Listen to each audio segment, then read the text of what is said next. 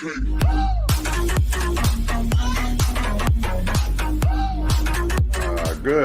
day, YouTube Nation.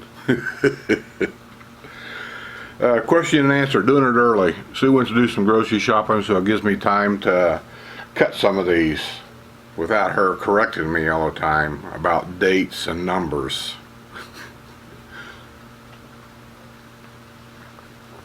Beer today, I don't know if you can see that or not. Is it focused? There you go. Sam Adams Boston Lager. David Troyer, one of my Patreons. Thanks for being a Patreon, Dave. Says, I appreciate all your videos. Thinking of early retirement at 55 and cashing out of California. You and many, many others.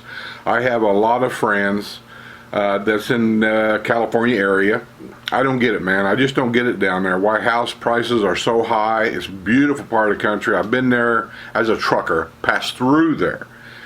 Gorgeous part of the country. I just think it's perfect, really. You can go skiing in the morning in the mountains and have a picnic on the beach in the afternoon. I mean, it's just, that's perfect. But anyway, there are a lot of them cashing out and coming here because they can take the money that a house would cost you there and apply that money on a house here. I'm not sure about the financial differences between there and here if you have to finance one. But yeah, they can come here and live a much comfortable life. The weather's great. I don't know if you have the humidity there in the summer that we have here. Oh, my camera ain't right. It's let me lower this down a little bit. Yeah, I know. This is the problem you have when you're your own producer, your own director, your own editor. It's a one-man show. But yeah, there's a lot of them doing it. David, so don't feel alone. It says my only concern and video request is life in 55 plus community for early retirees 55 to 59. There's a lot of people here that retired at 55. For example, my cousin don't live here. He lives up north. He's not going to make any life changes because of family obligations, I'll say, up there. But as soon as those family obligations are over, I suspect he'll be making a move somewhere in a warmer climate. Here, I don't know where, but he'll be making a move, I'm sure. But he retired at, well, how old was he when he retired? He just one of the lucky ones. He had a good investment plan. He had a business that was thriving, and in life, somebody with a lot of money bought his business, and he became a millionaire at the age of something like 35, 38, and he decided that he didn't need any more, and hung it up. That was the end of it, and he'd been retired ever since, living happily. So, early retirement, you know, the traditional retirement, I guess I should say, for Social Security and things is 62, 65, 66, somewhere in that area. I retired at 62 and a half, but I didn't start collecting my retirement till 65. I thought about waiting until later, like 67, 68, somewhere in that area, because you know when you send in for your Social Security payout, they give you your age and your estimated amount at that age. If you continued working and if you continued making the same money this year as you made last year, it's all them ifs. Well, the job that I had with UPS was my income wasn't going to vary. If anything, it was going to go up, but it was never going to go down, as long as I didn't, you know, have some major physical catastrophe. So I was pretty secure there. But I finally left at 62 and a half. I intended to stay to 65, but because of I just got tired of the company pushing us around the way they were and asked us to do silly things, totally silly. That's just my opinion. There's a lot of people that work at UPS that thinks all them things they were asking you to do is perfectly fine, perfectly legal. I think it was a total violation of my rights. I think it was a total violation of my privacy, and I just wasn't willing to do it anymore. And I finally told them I'm not doing it. They said, well, you have to do it or you'll lose your job. That's when I decided, well, I'm not going to lose my job. I'm just going to retire. I've had it. And that was the end of it. So I did. But I didn't collect my Social Security until 65. I decided not to wait till I was 68 or so. For a couple of reasons. I don't want to really get into them. Most of them are political. I don't want to get into political stuff on my channel because it's a no-win situation. So I won't mention it, but I'll just say I went ahead and took my Social Security at 65. I have not regretted it. If I'd have waited the way I wanted to wait, I would have made I don't know what it was, I can't remember now, but I said a couple 300 more a month, maybe a little bit more than that. It don't sound like a lot, but when you're retired on a fixed income, that 200 or 300 extra a month is significant. And that really is what led me kind of into YouTube, because I'm making up, not a lot here, I make about 200 or 300 bucks a month on this, doing this. And it kind of makes up that difference that I lost. And so that helps tremendous amount. I don't do much anymore around here because I got bored with life here. Nothing bad, nothing good. I just got bored. I mean, you can, like they say, when you retire, you can only play so many rounds of golf, and you can only spend so many hours at a pool. And then after that, you just kind of walking around all the time, just wondering, what else? So that's where I'm at. That's what led me to buying the motorhome. My wife does not want to sell the house and move. Me personally, I really don't either. I love the neighborhood and the location. But that's what I do when I get bored. I sell the house and move on. I buy another house and start over. And I got about a 5 to 7 year attention span, my wife says, where I live. I've been here 5 years. So not really wanting to go, not really wanting to start over again and all that kind of stuff. I bought a motorhome thinking, well, I don't want to move, so I'll buy the motorhome so I can move around. And that'll maybe tie me down here a little bit. And, somebody asked me once, said, why not move to the Finney area when your house is worth so much more now than what it was when you bought it? You could cash out, go down there, buy another house 5 years from now. That house will be worth a lot more. And that's true. That seems to be the life here. I don't want to start over and wait again. When we first moved here, there was no houses here that were actually done. There was dirt piles in the street. Construction trucks were here all day long. Noise all day long with trucks going in, going out.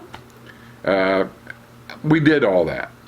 Brownwood wasn't open yet, the square, at all. There was lunch trucks down there. There was, it was under construction, but there really wasn't much going on. You could go down in your golf cart. A lot of streets were blocked off, advising you not to come in because of debris on the road, nails, So we didn't, and then as years went by, they started opening businesses up, restaurants, this, that, and then it went pretty quick after that. They're still building down there, but it went pretty quick. I just don't want to wait anymore. When you get to a certain age, you got to ask yourself a question, I think.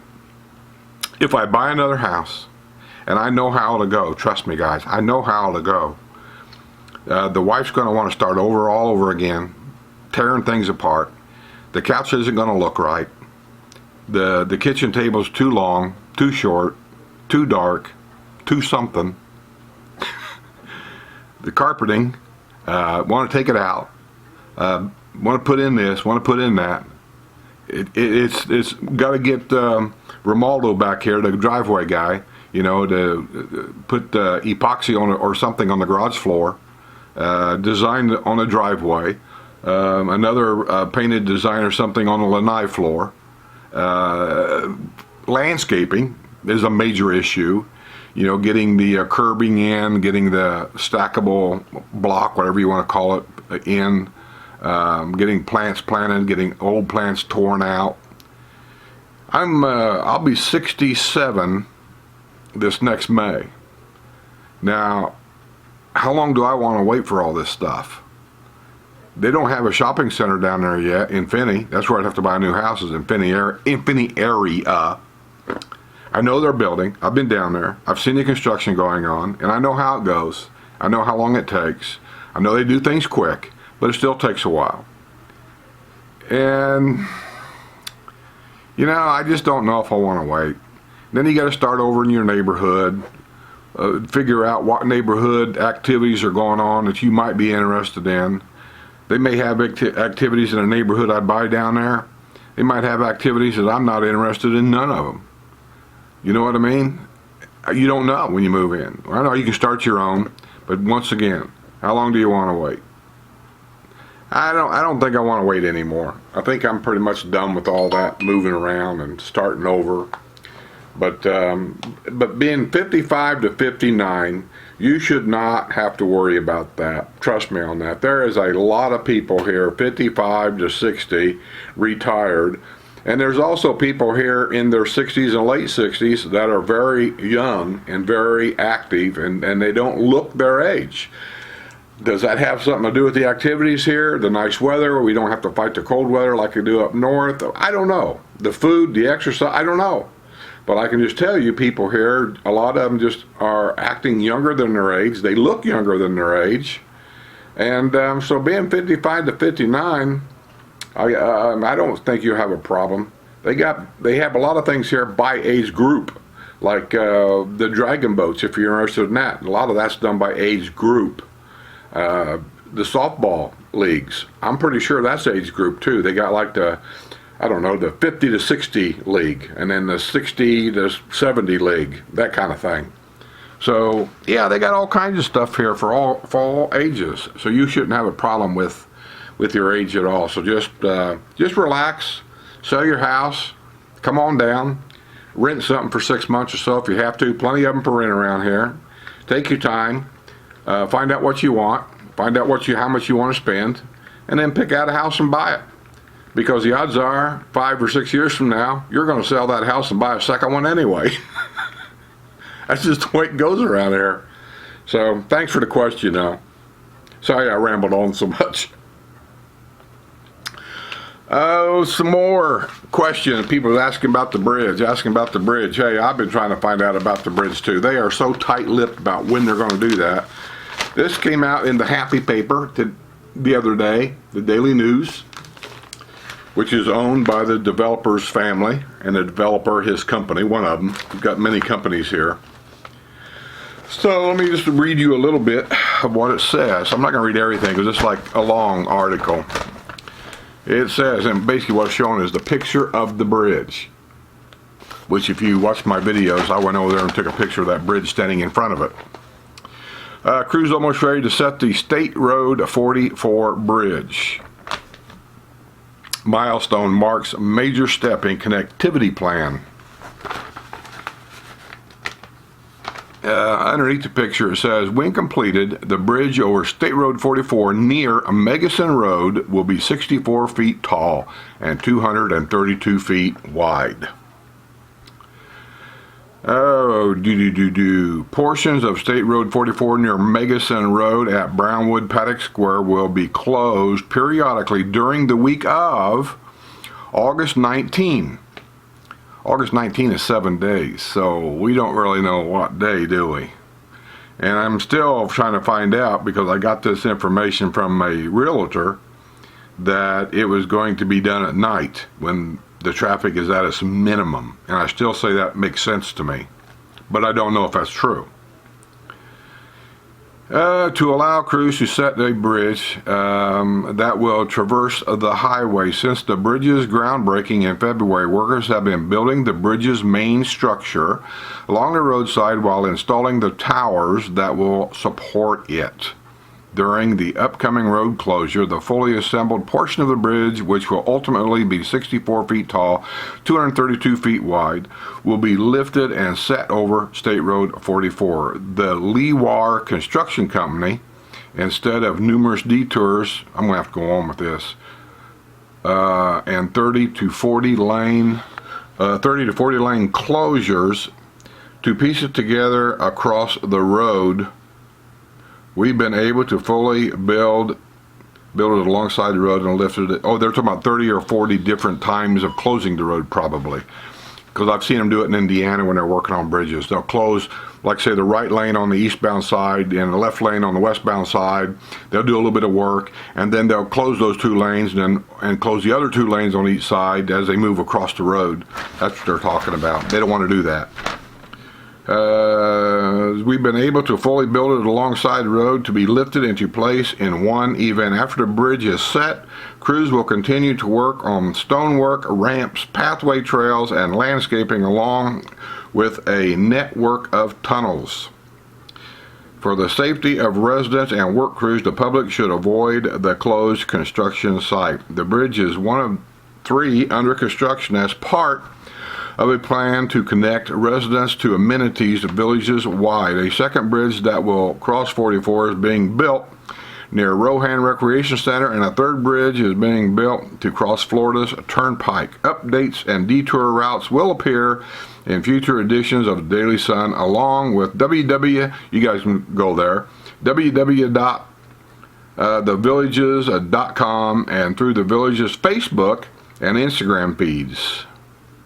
That's all I'm going to read. I'm not going to read any more of that. So, yeah, they're coming along. It's getting close. We all knew. I did a video down there by Eurohan to show you what was going on there. Not a whole lot, really, but they're working there. The first one is going to go in, from what I see, it's definitely going to be the one across 44 by Brownwood. That one is sitting there. The one over by Rohan, they're still working back in the shrubbery. They're still building the pillars. Last time I was there, they was building the pillars. They had the orange barrels out in the road, though, getting prepared. I did see that. So they're working on it. I do think that the full connectivity, if I can remember right, I have to go back and double check things, but I'm pretty sure I read months ago, and I did a video on it, that the full connectivity by golf cart trails, all the bridges and everything would be in place, tunnels would be done, and full connectivity is due to be something like 2020 in January 2020. So we got a little ways to go. They're going to get this bridge here set. That's still not full connectivity. That's just one bridge.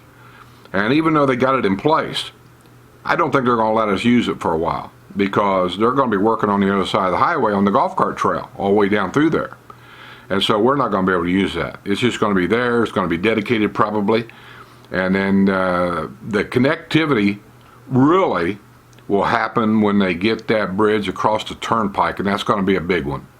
When they get that bridge in place, even though the Rohan Bridge may not be done yet, but once they get that toll road bridge in place, that'll be full connectivity right there.